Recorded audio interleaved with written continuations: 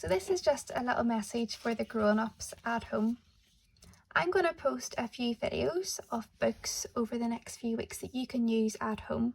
The idea is that I will just be simply holding the book and turning the pages for your child to read, just to give them a little break from Book Club, which I know is great, but sometimes you can't beat an actual book right in front of you.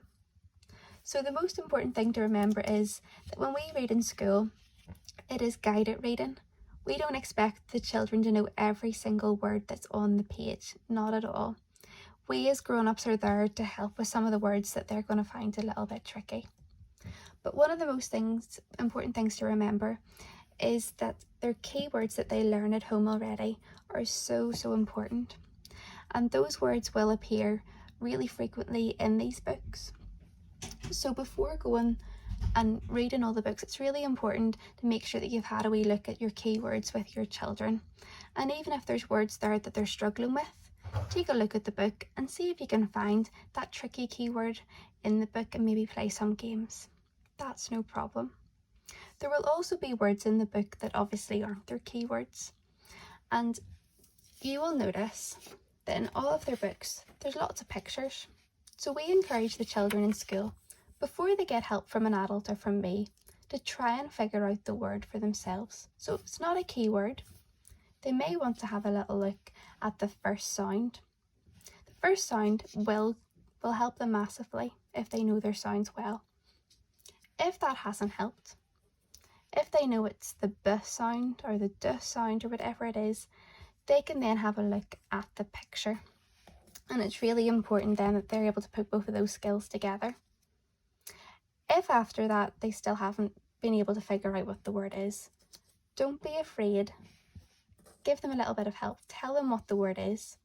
But it's really important then when you've told them that word, that they reread the sentence and correct it with that word in it. And that will ensure that there's a bit of progression there, even though that they have asked for help.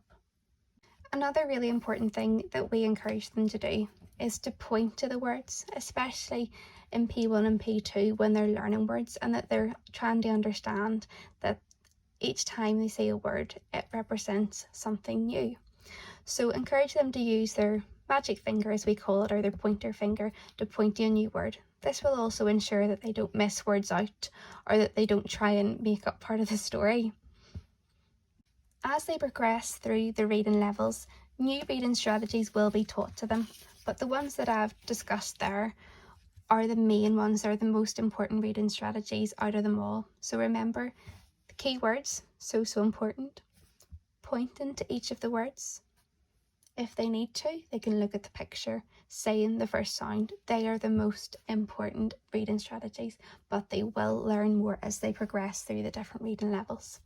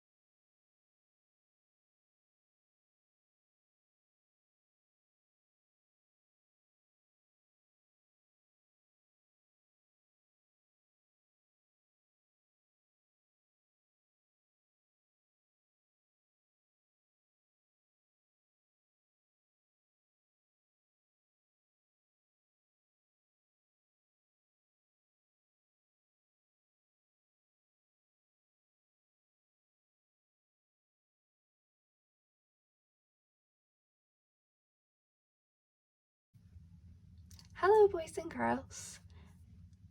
We are going to do a little bit of reading in the next few videos. And because you don't have the books at home, I'm going to show you some videos. And it's going to be videos of me turning the pages to let you have a wee go at some of the funny stories that we usually would be looking at in school together. Now at this stage, I know that you have been super and you've been learning your keywords. And your keywords are so important as we move on to new levels and maybe slightly trickier books. So you'll find that some of these keywords that you've been learning at home will appear more often in the books that we're going to look at. So when you come across a word that you're maybe not too sure about, I want you to have a wee think. Before you even try to sound it out, I want you to see if it's one of your keywords. Okay, if it's one of your keywords, have a really good think and see if you can remember it. If you can't, that's okay. That's when you can stop and ask another adult for a little bit of help. But another strategy that you might want to use is you might want to look at the word and see if you can blend all of the sounds together. So I'm going to give you a little example. So you might come across a word that's a little bit tricky, and before you ask an adult, you might want to sound it out. So here's a word in this story, and I don't know whether we know it yet, but what I would like us to do, because we know all of the sounds in this word, we can put all the sounds together. So we've got t, then we've got oo, then we've got k. So put all the sounds together a little bit quicker and you might be able to figure out the word all by yourself.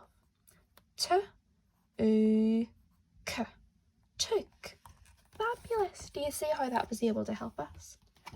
Now we know also that sometimes even looking at the picture can give us a little bit of help.